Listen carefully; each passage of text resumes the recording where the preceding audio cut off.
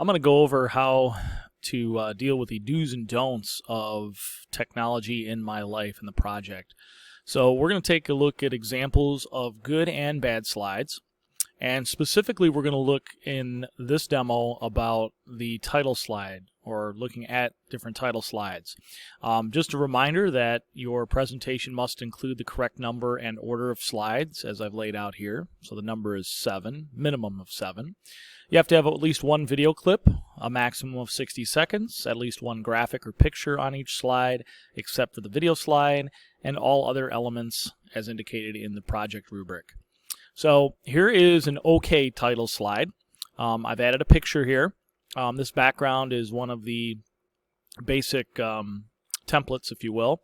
I've got my favorite perch or fish to catch is a perch. It's an OK title slide. It's got a picture, so it meets the requirements.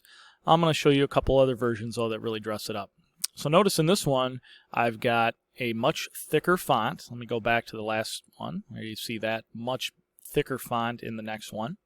So it looks a lot better on the screen. But I moved the perch over here, the word perch, but you notice that it's very bad contrast. I've got a dark against a dark background. So let's go ahead and advance one more slide. This is a lot better. I even made perch all caps and a little different font. Again, we'll compare the two. Kept the picture the same, moved the title down.